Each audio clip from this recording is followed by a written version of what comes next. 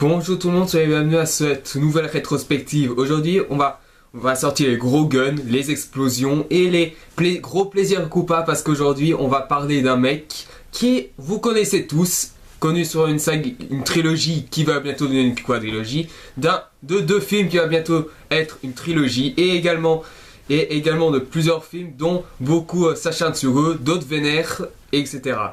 Même si il y en a quelques-uns, il y en a un qui a un succès assez exagéré au niveau du public et de certains films qui est beaucoup trop sous-estimé. Donc aujourd'hui on va juste parler de...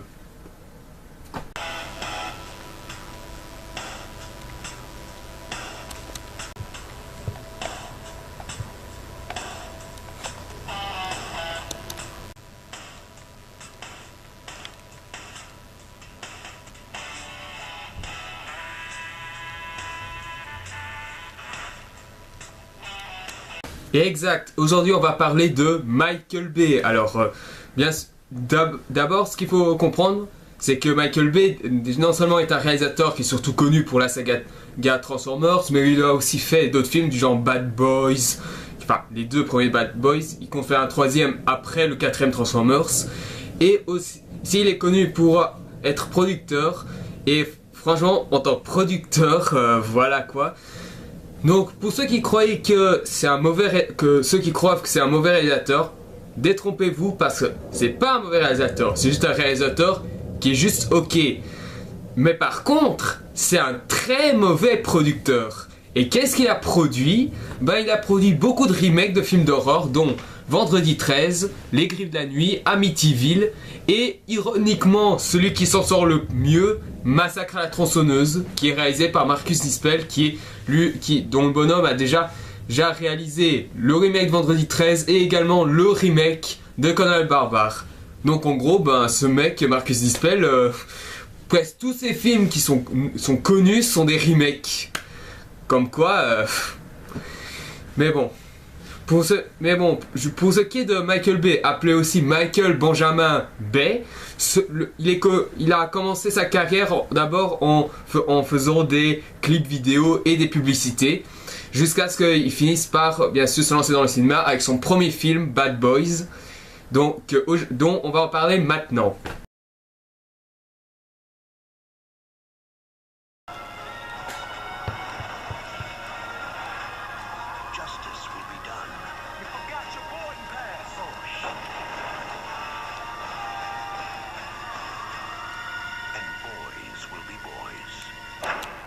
Alors, ce qu'il faut comprendre sur Bad Boys, ben, on suit un policier, Will Smith, qui va bien sûr collaborer avec un autre policier, alias Martin Lawrence, qui est surtout connu, cet acteur est connu pour avoir interprété Big Mama dans les 3 films du même nom.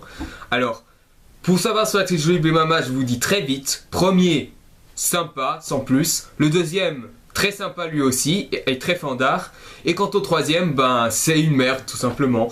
Enfin, je vous dirai un peu après si un jour lorsque je parlerai de la trilogie Big Mama, mais franchement le troisième, finalement on aurait pu s'en passer. On parle déjà d'un quatrième, on va voir ce que ça va donner, mais bon.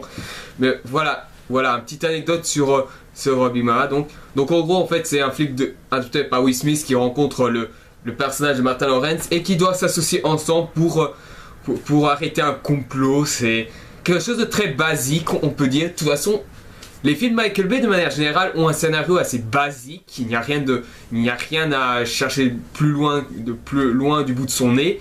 Et ce qu'il faut comprendre aussi, c'est que Michael Bay, dans sa mise en scène, a toujours fait du Michael Bay, c'est fidèle à lui-même. La caméra qui bouge tout le temps, pas la caméra qui tremble dans tous les sens, non, lui c'est une caméra qui bouge très rapidement. Et aussi dans une lumière très clipesque aussi, et ça se voit dans beaucoup de ses films, et aussi dans la moindre mesure un montage assez rapide. Mais en soi Michael Bay, ben c'est pas un monteur, c'est juste le réalisateur. Il faut demander ça à son monteur parce que apparemment les monteurs ce sont ceux qui ont fait le montage de World War Z, qui m'a quand même vachement déçu. Moi qui m'attendais à un film de zombies ultime, du genre blockbuster, là franchement, c'était plus que dégueulasse la mise en scène. Si vous dites que les films de Michael Bay, ils étaient déjà dégueulasses niveau montage, je vous jure qu'en voyant World War Z, vous délirez, hein, vous allez délirer parce que c'est quasiment, mais pire, beaucoup pire que la réalisation de Michael Bay. Mais bon, je m'égare. Pour ce qui est des deux premiers Bad Boys, parce que je vais parler de ces deux-là, vu que c'est une saga, vu que c'est une saga comme Transformers, tout comme Transformers, je vais parler des deux en même temps. Alors le deuxième, c'est à peu près la même chose. En fait, c'est que après avoir déjoué un complot fait par fait bien sûr par des radicaux qui sont contre les Noirs, les Bad Boys, en gros Will Smith et Martin Lawrence, décident donc d'arrêter un autre bonhomme qui bien sûr complote contre les États-Unis, et donc ils vont tout faire pour l'arrêter. Rien de plus simple, sauf que le deuxième est plus bourré dans les explosions que dans le premier. Sachez que quand je vais parler des Bad Boys, je vais parler principalement en même temps du premier, parce que c'est une comédie d'action assez simple, qui ne vole pas des masses, simple mais divertissant, et de Bad Boys 2 qui a un gros défouloir avec plein de scènes d'action et un peu d'humour, pas toujours assez drôle, mais qui fait un peu sourire quand même. Le premier Bad Boys est comme je dis, très simple. Les acteurs, bon, ils suivent les directions de Michael Bay. Sachez que je vais pas vraiment dire un mot sur la réalisation de Michael Bay, parce que pour moi, Michael Bay n'a fait que du Michael Bay dans tous ses films. Et pour ce qui est des effets spéciaux, pas grand chose à dire non plus, parce que tous les effets spéciaux dans ces films sont excellentes. Et ensuite voilà, pour ce qui est de la musique, la musique Bad Boys est vraiment assez bonne. Et je peux noter aussi la musique de Bad Boys, qui est écrite par Will Smith lui-même, parce que sachez quand même que Will Smith était un rappeur. Il a bien sûr écrit la musique Men in Black pour la série du même nom, et Wild Wild West pour le film du même nom. Et aussi, c'est un rappeur qui a également fait quelques chansons pour d'autres films et pour une série, mais je me souviens plus très bien lequel. Je sais qu'il était acteur dans Le Prince de Bel-Air, mais je ne sais pas trop s'il a fait la chanson de celui-ci, je ne sais pas. Pour l'instant, voilà. Mais bon, pour ce qui est du film en soi, c'est un film qui est assez efficace. Ironiquement, c'est l'un des films qui a le moins d'explosions dans ces films, et avec The Rock qui est chronologiquement son deuxième film. Donc pour le moment, tout ce que je peux dire sur Bad Boys premier du nom, c'est que le film se suit assez bien. Il n'y a pas beaucoup de filature, il y a de l'humour qui est assez bien mixé, c'est avec l'action.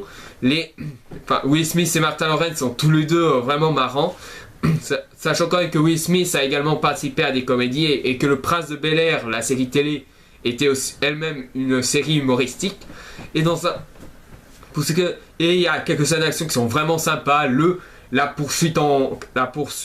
course-poursuite en voiture où on voit les Bad Boys jeter des tonneaux explosifs vers une voiture de truands pour les empêcher pour les empêcher de continuer à les canarder, ou encore la course-poursuite entre les deux policiers et le suspect, et également l'explosion d'un hangar d'avion qui est vraiment éblouissant dans ce film. Mais bon, voilà, j'ai pas vraiment grand chose à dire sur le premier Bad Boys, parce que le premier Bad Boys c'est un petit défouloir qu'on s'amuse rien qu'en le voyant, et dans un certain sens c'est bien, parce que les films Michael Bay de manière générale ce sont principalement des défouloirs, et on ne demande que ça. Et dans une certaine autre mesure, il y a un peu de patriotisme dans le film, mais de toute façon il y a toujours eu du patriotisme dans les films de Michael Bay de manière générale, donc voilà. En soi, pour ceux qui critiquent le patriotisme, tout ça, je vous dirais tout simplement que le patriotisme c'est juste utilisé comme ça, juste pour faire plaisir au pays américain. Et apparemment, si Michael Bay il aime bien utiliser le patriotisme dans ses films, c'est peut-être parce qu'il aime son propre pays. D'un côté, c'est aussi ce que manque la Belgique ou la France, je pense. C'est le patriotisme, quoi, je veux dire. Qu'on soit fier de notre pays. malheureusement, ben, vu les problèmes politiques qu'on a chez nous en Belgique et les multiples conneries qu'il y a en France, du genre le combat contre l'homosexualité complètement ridicule au passage, et bien sûr sur les conneries que font les politiciens français, on comprend vraiment pourquoi notre pays n'a pas encore compris c'est quoi le patriotisme. Mais bon, pour ce qui est de Bad Boys, premier du nom, sympa, c'est un bon petit défouloir, ça s'occupe. C'est pas très découpé. Alors, de toute façon, pour moi, je trouve que les films de Michael Bay n'ont jamais été surdécoupés. Ça a toujours été ultra vif. Enfin, et la caméra, ça n'a jamais été bougé dans tous les sens. Ça a toujours été bougé de manière assez vif. Mais bon, comme ça, vous êtes prévenus. Pour ce qui est de Bad Boys, ben voilà, j'ai pas pas grand chose à dire. Bad Boys, c'est un bon petit film à regarder.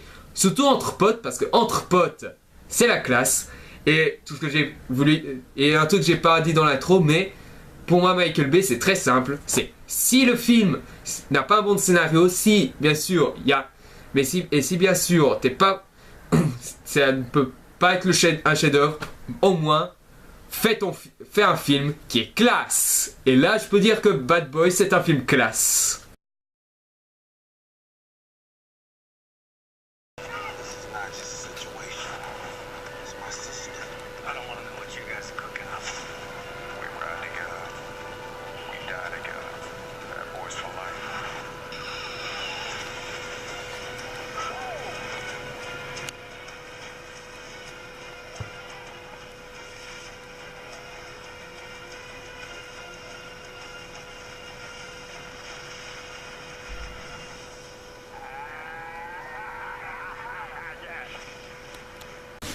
Voilà, maintenant passons à Bad Boys 2. Alors, Bad Boys 2 est sorti en 2003.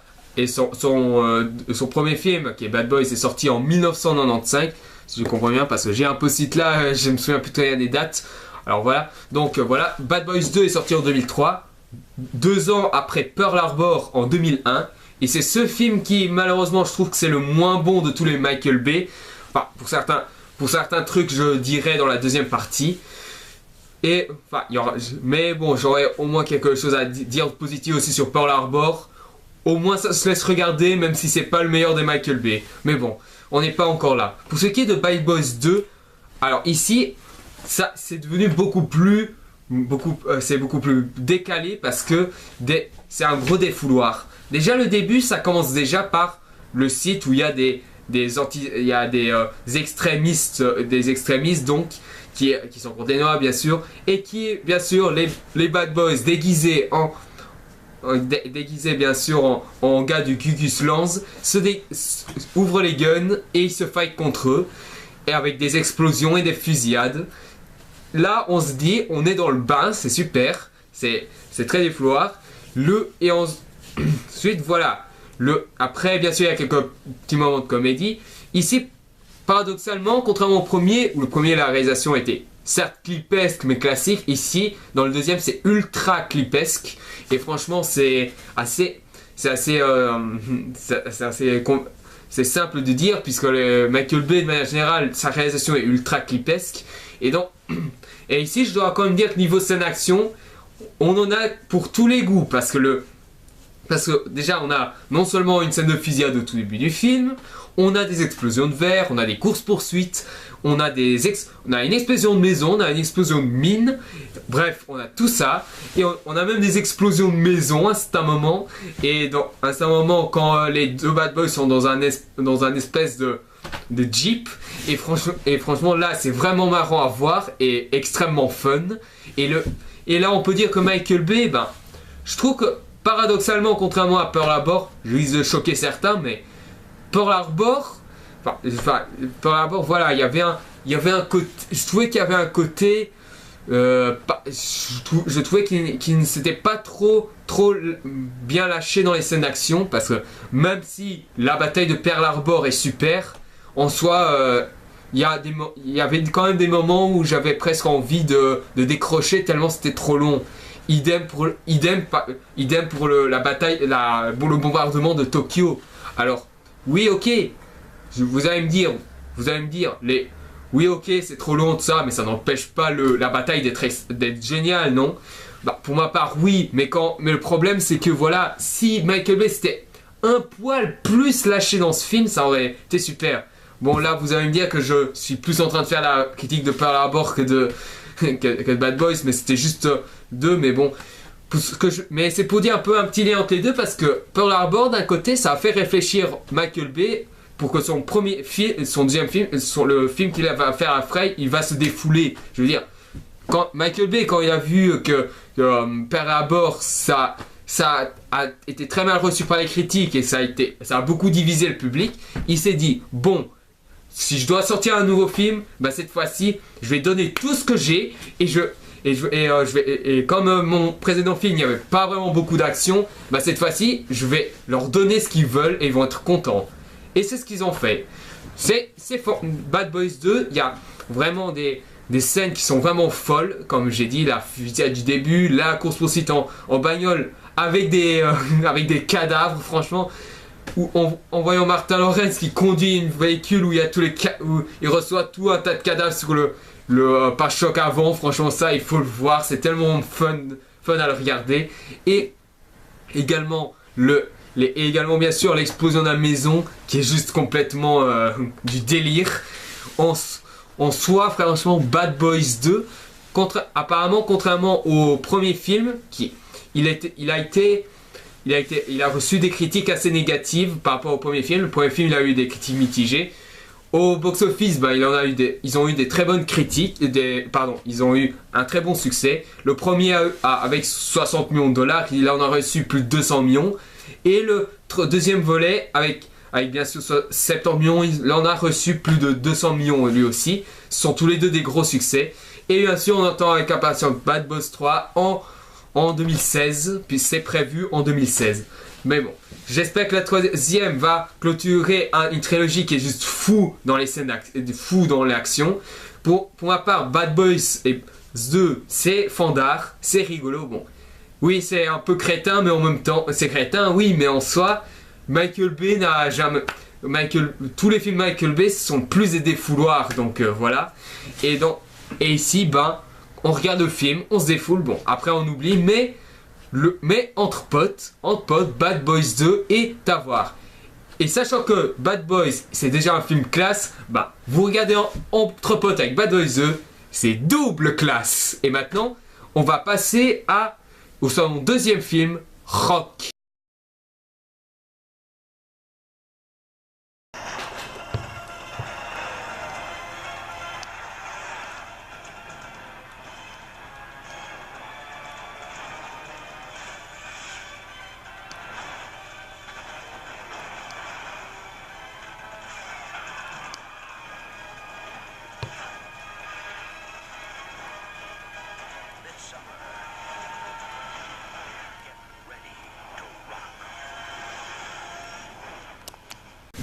Rock, sorti en 1996 avec Nicolas Cage et Sean Connery. On suit l'histoire en fait de deux personnes, un qui est quelqu'un qui est un architecte et également un prisonnier qui est le seul à avoir été échappé à la prison d'Alcatraz, qui sont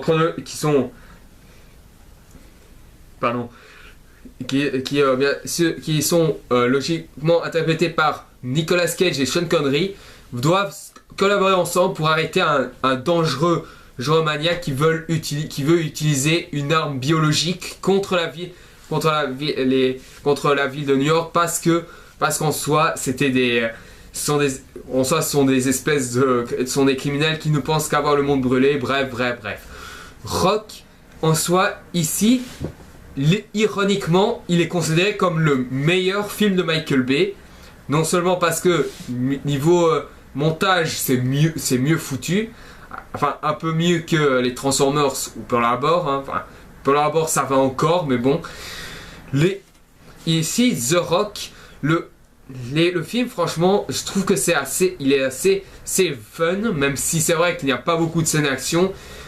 Parmi les scènes d'action notables, on peut noter une course poursuite où on voit à un moment un train exploser. Toute cette scène a été faite par ordinateur, ce n'est pas des vraies prises. Là vous allez me dire, oh non c'est pas possible, avec l'argent qu'il a, il n'a pas pu faire une prise normale pour exploser un B-train dans sa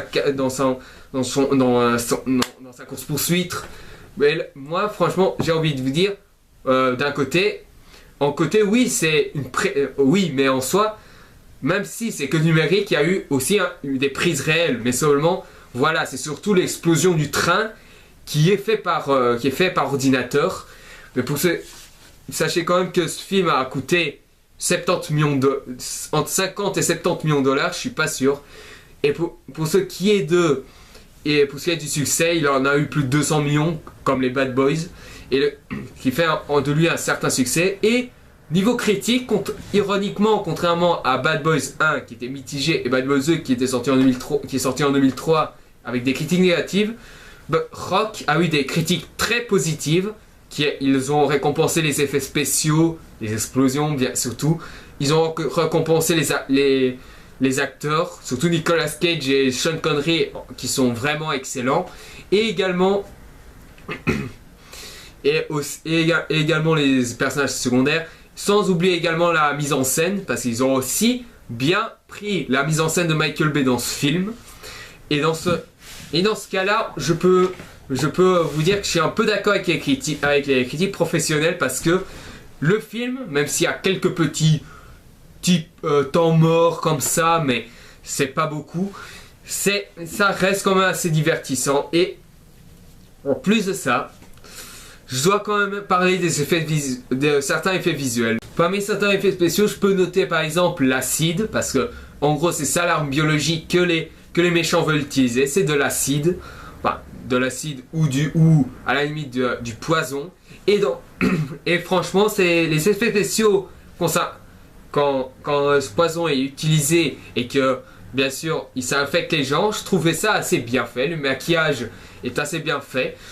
Ensuite, on peut noter bien sûr les explosions. J'ai déjà parlé de la course-poursuite avec le train qui explose. Ici, on peut noter également parler d'une explosion de missile sur Alcatraz, mais ça c'est plus ou moins vers la fin du film. Et ensuite, ce que je peux dire par rapport au film en soi, je trouve c'est toujours du patriotisme, il n'y a rien à dire. Mais pour ce qui est du film en soi, je trouve que le duo Nicolas Cage et Sean Connery fonctionne très bien. Les deux personnages sont vraiment intéressants. Les deux acteurs collaborent super bien. Et franchement, les scènes où les deux sont ensemble, c'est vraiment énorme. Les scènes d'action sont toujours aussi folles, il n'y a rien à dire. Même si on a moins que dans Bad Boys, surtout dans Bad Boys 2, c'est toujours aussi fou. Et on prend du plaisir à le voir. Surtout une scène qui est vraiment incroyable, où Nicolas Cage il fait tirer un missile sur un méchant. Bien sûr le missile n'explose pas sur le méchant, et le méchant bien sûr se détache du missile avant que le missile parte d'un autre côté, et que le méchant se retrouve embroché par un piquet métallique pour les barbelés. Et je trouve que c'est assez fou, parce que c'est justement, mais il faut vraiment le faire quoi. Et on voit quand même que les acteurs ils sont défoulés quoi, je veux dire. Bien sûr ils suivent les directives de Michael Bay, mais ils se défoulent. De toute façon, voilà, je risque de le répéter plusieurs fois, mais c'est tout, mais pour vous faire comprendre que Michael Bay, tout ce qu'il fait, sont des films en quels on se défoule entre potes, je veux dire. Rock ici, c'est le plus appréciable de tous ces films. Je veux dire que si vous le regardez seul, vous avez des chances de vous amuser, mais voilà, le plus amusant, c'est de regarder entre potes, parce que oui, je vais le redire plusieurs fois pour presque tous ces films. Pour moi, les films Michael Bay, c'est à voir entre potes, sans prise de tête, et on s'amuse. Et franchement, moi je trouve que Rock, c'est ni un film classe, c'est ni un film super classe, c'est un film extra classe. Et il y aura encore du classe, puisque le dernier film que je vais parler pour cette première partie, c'est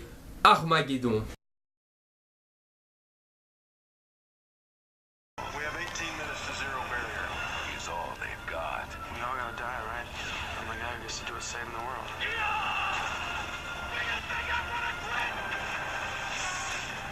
We never quit. I love you.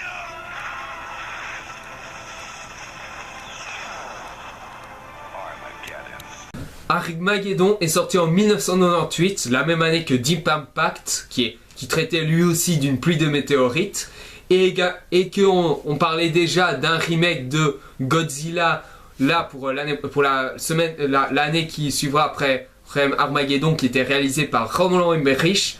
Armageddon, lui, il parle apparemment d'une immense météorite qui risque d'écraser sur Terre dans quelques jours, voire même quelques heures, et que les gouvernements ont décidé de rassembler des gens banals pour bien sûr les envoyer dans l'espace et poser une bombe sur la météorite avant qu'il ne touche l'atmosphère de la planète.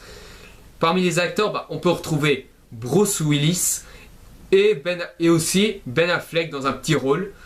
Pour ce que je peux dire sur les acteurs directement, ils suivent les directives. Bruce Willis, il fait du Bruce Willis, et Ben Affleck, c'est du Ben Affleck, de ce qu'il y a de plus simple. Et je dois vous faire une petite anecdote sur Ben Affleck. Ben Affleck, pour moi, c'est un acteur que j'ai un peu d'appréciation, parce que après, oui, il m'a beaucoup déçu dans Daredevil, mais voilà, en soi, voilà, même s'il y a des films un peu qui sont assez mauvais dans sa filmographie, pour moi, aucun de ces films ne surclasse les deux mauvais grosses purges qu'il a fait, à savoir Daredevil et également Gigli, qui est considéré comme l'un des pires films de tous les temps. Mais moi je l'ai beaucoup aimé, surtout dans The Town, et dans un film également je ne me souviens plus très bien du nom, je sais pas qui, Miller, qui a fait son dernier film qui était Cop Out avec Bruce Willis et Tracy Morgan. Également, il a fait Argo. Ben Affleck a réalisé et joué dans Argo, alors que The Town, il était réalisateur et acteur, peut-être le scénariste aussi. Et franchement, moi j'attends avec impatience sa version de Batman en 2016, bien sûr. On l'attend tous. Pour ce qui est du film, on va y aller. Le film est franchement assez divertissant. Bon, il ne surclasse pas Deep Impact, qui était très humain, mais en soi, Armageddon, je trouve qu'il est assez correct. Je trouve comme pour beaucoup de gens, je trouve que Armageddon, il a été beaucoup trop taclé par la critique, surtout par la critique française, puisque c'est surtout en France que les films de Michael Bay se font facilement descendre, et que je trouve ça vraiment ridicule. Tout ça à cause du patriotisme américain.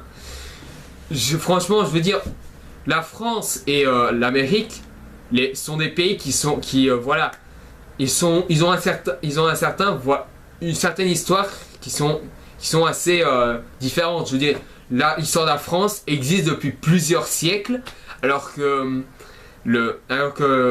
l'Amérique, c'est quoi? Je veux dire, c'est deux siècles, quelque chose comme 2 siècles, seulement 2 siècles. Sachant quand même que l'Amérique, c'est un très jeune pays si on compare à la France, et que eux ils adorent leur pays, vu que bien sûr le pays de l'oncle Sam, ils aiment bien se valoriser quand même, parfois un peu trop, surtout quand il s'agit de la propagande, mais en soi c'est bien qu'ils soient quand même heureux dans notre pays. C'est un peu dommage que maintenant en Europe on a plus cela, surtout en France et en Belgique.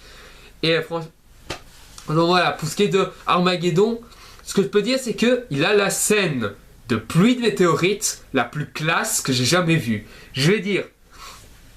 Après, oui, il y a aussi d'autres chutes de météorites, genre. Il y a aussi dans 2012, dans Roland Emmerich, qui était assez moyen, on peut dire, parce que c'est seulement pour les effets spéciaux et pour le délire qu'on va voir ce film. Et également, ou encore. Transformers, mais dans Transformers, c'était pas vraiment des vrais météorites. Ou également dans Deep Impact. Mais voilà. Moi, je trouve que Armageddon a vraiment une des séquences de de pluie de météorites assez classe, où tu vois les pluies de météorites s'écraser sur certains endroits en Amérique, qui créent une destruction mais pas possible.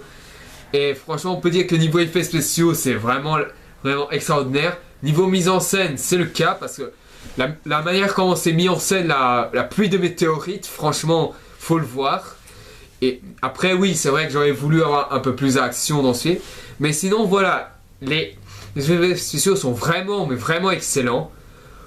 Et je vais quand même parler d'une scène en particulier, parce que cette scène, elle est considérée comme l'une des scènes les plus tristes, entre guillemets, de l'histoire du cinéma. Je vais vous expliquer. Alors, en fait, cette scène, c'est la mort du personnage de Bruce Willis. Bon, c'est vrai, en gros, en fait, ce que je dois vous faire comprendre, là, c'est un spoil. Donc, vous êtes prévenus, si vous voulez voir ce film, revenez me voir après avoir vu le film, pour que je puisse vous parler, parce que c'est assez important. Donc voilà, vous êtes prévenus. Alors, la scène du sacrifice du personnage de Bruce Willis, alors, ce qu'il faut comprendre déjà, c'est que au départ, ça aurait dû être le personnage de Ben Affleck qui aurait dû faire exploser, envoyer la charge sur la grosse météorite qui se sont posées. Mais seulement voilà, Bruce Willis, voyant quand même que le personnage de Ben Affleck était très jeune, parce qu'il faut comprendre aussi que à cette époque-là, Ben Affleck était encore assez jeune. Bruce Willis décide bien sûr de activer lui-même la charge, et avant cela, il fait un dernier mot d'adieu à sa fille. Cette scène est vraiment assez touchante. Bon, et ça m'a pas fait pleurer, bien sûr, parce que en soi, les films Michael Bay, c'est un peu de l'émotion assez exagérée. Mais voilà. Mais pour ce qui est ici, je trouve que c'est pas trop mal réussi, même si c'est vrai qu'on aurait voulu que soyez un peu plus rafraîchissant, qu'on soit vraiment pris dedans. Mais sinon, voilà. Mais voilà, sinon après, instantanément, Bruce Willis il parle avec sa fille, voilà, et la fille instantanément dit non, ne fais pas ça s'il te plaît. Et Bruce Willis dit non, ma fille, je dois le faire. Et là, la fille dit et après, la fille dit je t'aime, papa. Bruce Willis il dit oui, moi aussi je t'aime, ma chérie. Et là, en ce moment-là, il y a l'écran qui s'arrête et il y a la fille, bien sûr, on la voit s'éclater en sanglots, ouais, sachant quand même que son père va mourir. Et là, Ben Affleck, qui voulait bien sûr retenir Bruce Willis pour qu'il ne fasse pas ça, que ce soit plutôt lui qui le fasse. Bruce Willis parce que quand même, Ben Affleck va juste même à dire qu'il a une fille et qu'il a quand même besoin d'être là pour sa fille. Bruce Willis, au final, il dit il dit en gros un message, bon, c'est pas du tout comme ce qui est dans le film, mais ce que je pense qu'il essaye de dire, c'est pas ce qui est quasiment dans le film, je vous préviens, mais ce qu'il essaie de dire, c'est que voilà, seuls les jeunes peuvent construire l'avenir, c'est pour ça que j'ai pas envie que tu sois celui qui se sacrifie. Donc là, Bruce Willis, il va prendre la charge, il va vers la météorite, franchement, ce qui est vrai, que vraiment la météorite est super bien faite, surtout au sol, quand les personnages sont sur la météorite, c'est vraiment super bien. Là, on voit Bruce Willis mettre la charge, et qu'au dernier moment, avant que la météorite s'approche de l'atmosphère, l'explosion, et la météorite explose, et on voit un énorme point bleu arriver, et tous les gens qui priaient, ils voient la lumière et ils font ouais, c'est un miracle. Ça, franchement, moi j'ai bien aimé cette scène. Bien sûr, j'ai trouvé cette scène vraiment bonne. C'est vrai que je trouve que c'est l'une des scènes qui même pour certains détracteurs de Armageddon, ils ont beaucoup aimé. Je veux dire, l'un de mes copains, il m'avait parlé à un moment dans ma classe, entre deux cours, qui me disait que Armageddon, pour lui, c'était pas un bon film, mais que la mort du personnage principal, Bruce Willis, était vraiment assez bonne, et l'explosion de la météorite était superbe.